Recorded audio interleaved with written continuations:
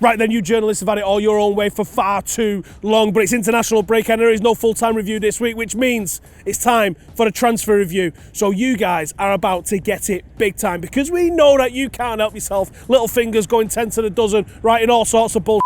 This Full-Time Devils, my name's Stephen Howson. This is the transfer review. Stand by. First one on the agenda today then is Zlatan Ibrahimovic. No, you haven't got deja vu. That's an actual rumour that's doing the rounds at the moment. What's interesting about this is Mark Ogden for ESPN has done a little bit of an opinion piece exploring the possibility of Zlatan coming back to United on the back of a couple of rumours that have come out. What he says is Jose Mourinho is rumoured to be considering bringing in Zlatan Ibrahimovic. Yeah, I know what you're thinking. You're thinking, wow, mega committal there, Mark.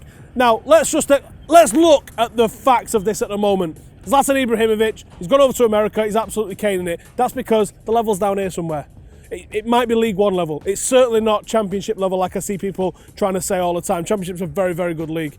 It's nowhere near the Premier League level is the point I am trying to make. Now, Zlatan Ibrahimovic didn't end his United career all that greatly. He didn't end the end of his great season at United all that greatly.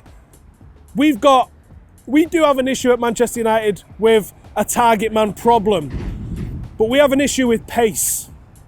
And Zlatan doesn't really solve either of those, although he is a great target man.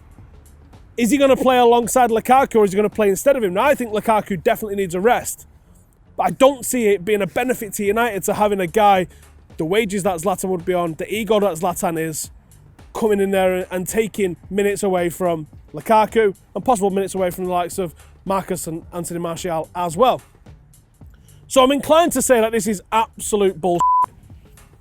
Fast forward to Tottenham in January though, when Zlatan Ibrahimovic signs for Manchester United, and then we go to Tottenham and we have John Terry in the lineup and Zlatan Ibrahimovic up front, and I look like an absolute don't at me. 1 out of 10. Next on the agenda then is Frankie de Jong, and this one is coming from Marca.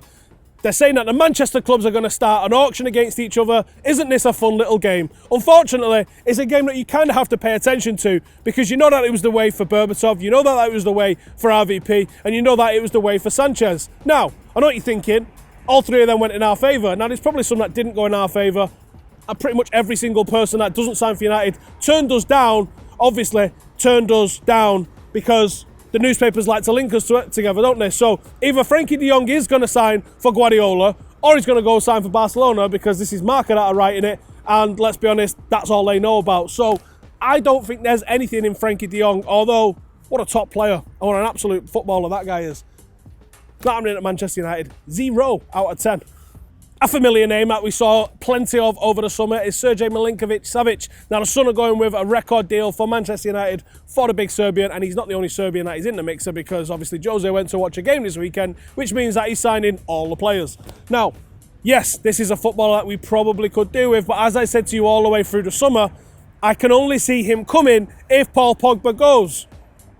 Now, a lot of you didn't believe me when I said that there was a possibility Paul Pogba could go in the summer. And now people are literally starting typing going, he didn't go in the summer. There was a possibility he was going in the summer, wasn't there? Very clearly. And when you see the antics of his agent, that was the plan. It didn't happen. Now it looks like Paul Pogba still wants to go and Manchester United still need to replace him if he does go.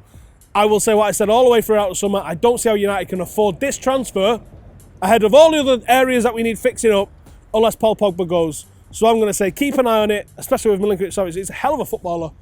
But it feels like a 3 out of 10. I think there's interest, but I think there's other moves that have to happen to enable this one first. A new name for us on Transfer Review is Nathan Ake, and something absolutely amazing has happened, and there's an actual pretty decent, it's not great, but it's pretty decent report by somebody at the Metro. Now what's weird is that someone at the Metro actually did some journalism, but then didn't put their name on it. It's still Metro Sport Reporter, unless that's the guy's name, in which he was definitely born to go and work for the Metro in their football writing department. I don't know what he does when he moves on to another career though, or where he did his work experience. That's really weird.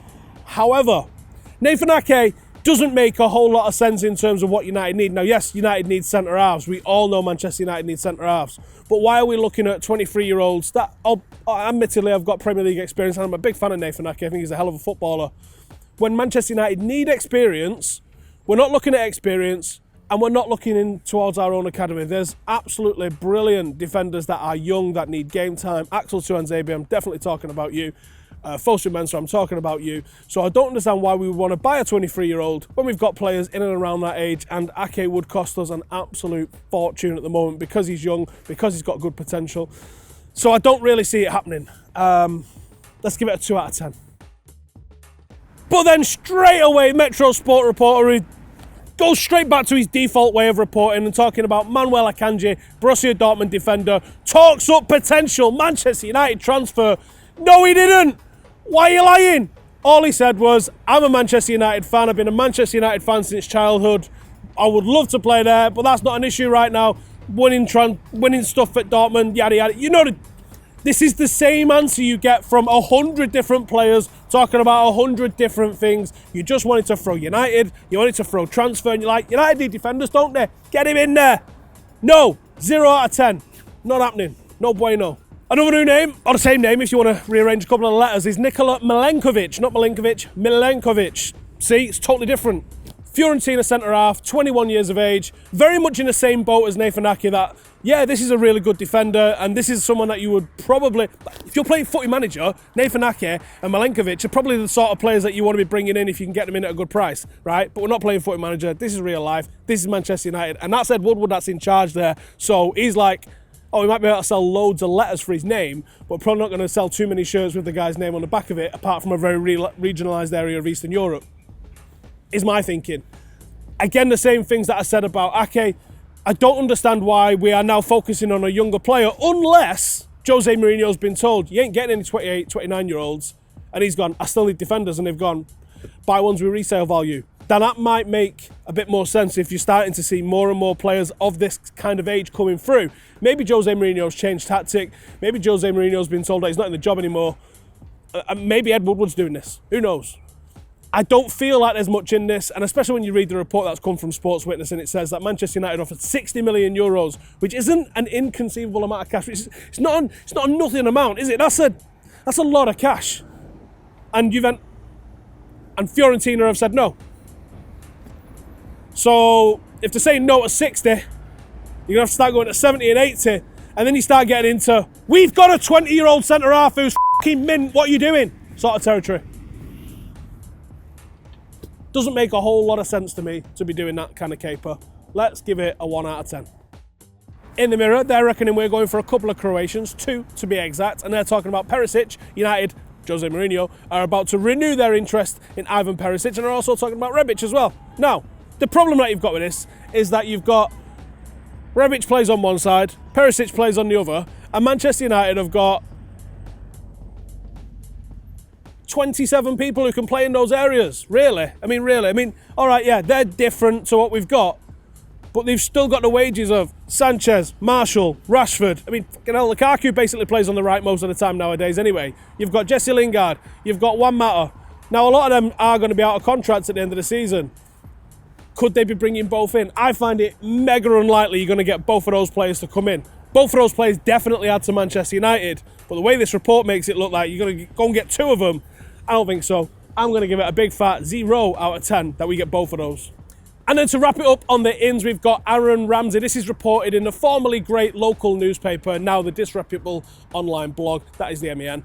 And they're talking that the guy's out of contracts in the summer. He's basically told everyone he's going to be bouncing. So obviously Manchester United is the destination, considering he nearly signed for us, 10 years ago. And supposedly we was in for him last summer. Now, good player. Don't really see it. Although on a free, I'd be tempted to take the risk. That kind of player, much like Sanchez, because that works out great. That sort of player, and I do think he is in that kind of ballpark, to be honest with you. If he's available and you can get him in and you can see a way that he could rotate in with some of the players you've got, you get the guy, especially on a free transfer. Just doesn't feel like it's the kind of deal that we're going to make happen, does it? So there might be more to this. I reckon as you start getting through January, we can actually talk to clubs. You're probably going to see some more movement on that. So let's keep our eye on this one. I'd like it to happen. Don't think it's going to happen. Give it a 1 out of 10. That was the ins. This is the outs. And let's start with the biggest pile of bullshit you are going to hear off me today. And that is Lukaku to Serie A. We're not even getting a specific team out of this. We are just getting him going to a league. So Romelu was talking to an Italian journalist, obviously a Serie A journalist, who asked him, would you like to play in Italian football in Serie A one day? And instead of him going, F you Mario, not a chance, he was like, yeah, I'd like to play there one day. So it's just being polite. He's not saying, listen, he's not sitting there in a Juventus shirt with a Juventus hat on and a Juventus flag going, I would like to play in Italian football one day. Now, make it happen. That didn't happen, right? But there's going to be 10,000 articles about it this weekend, that Lukaku's not happy at Old Trafford, Jose Mourinho is an ogre, he never wanted to come here in the first place, and he wants to go and play in Italy. Couldn't be further from the truth. Lukaku's probably one of the people at Old Trafford that actually likes Mourinho at the moment, so, read into that what you will. 0 out of 10. Now, a lot of you guys know that there's 11 Manchester United players that could leave Old Trafford. There's a couple that we've got extensions that we've got the option on. But Antonio Valencia is one of those 11 that could leave Old Trafford if he doesn't sign a new deal. Now, do you know what? Wouldn't cry many tears if Antonio Valencia did at the moment, because he's just frustrating the shit out of everyone here at the moment, isn't he? And the Sun are going with it that he could leave at the end of the season. Yeah, he could. You're absolutely right. So yeah, he could go. 5 out of 10. Who knows? Could go either way. Matteo Darmian, I can't believe he's here as well. And Jose's basically said it in press conferences that we asked him to stay when he had offers to go, and we was all certain he was going. Now, I'm going to keep saying it because he's going. At some point, he will go. There's no way he's sticking around here. I'm going to be like walking around like an ambassador like Quinton Fortune is in 10 years' time. Not going to happen. Matteo Darmian is again at the end of speculation, and it's quite rightly so that he's at the end of speculation, because we've tried Young, Valencia, Luke Shaw's ahead of him. Even McTominay and Ander Herrera are ahead of him in defence now. And obviously Delo and me and Adam as well, that are also ahead of him in the pecking order to play in defence before he actually gets a shirt. So, go. I don't know why you're still here. Just go. And obviously take Lukaku with you, because he wants to go, clearly, to Serie A. Next up, we've got ESPN, and they're going with Eric Bailly to reconsider his Manchester United future if his prospects don't pick up. They're saying he played 15 games last season, one less than Henrik Mkhitaryan, who even left in January. I think this is a little unfair because he was injured, he did have AFCON, and then he didn't regain his place, even though loads of us was crying out for him to do so. I do think there is something in this one, unfortunately, because Eric Bailly is one of the people that has fell out royal with Jose Mourinho, and he's openly just being hostile towards him. So I have to pay attention to this. Supposedly United aren't willing to let the guy go, even if Jose Mourinho is trying to move him on or no longer sees him as part of the first choice or the first choice defender, which is sad because he is our best defender. So I would hope that they could get over that. Doesn't seem like they can get over that. I think we've got to pay attention to this one. Don't think it's certain, because obviously there's more at play than just Jose. But I'd give it a 5 out of 10. Maybe even creeping up to a 6 that this one could actually happen. Paul Pogba and Calcio Mercato are reporting on a report that appeared in the Times, and they're talking about the fact that Manchester United refused to sell Paul Pogba, which tells me that there is interest, and real interest, and which is why you probably saw some of the things that happened in the summer with his agent, and possibly some of the things that you've seen with what Paul Pogba said in the media himself. I think there's a desire that he wants to go. I think there's a desire that his agent wants to move the guy on. But if the club aren't willing to sell, the club aren't willing to sell. Now, there's going to be a breaking point because Paul Pogba is an enormous asset. He's also on a pretty long contract.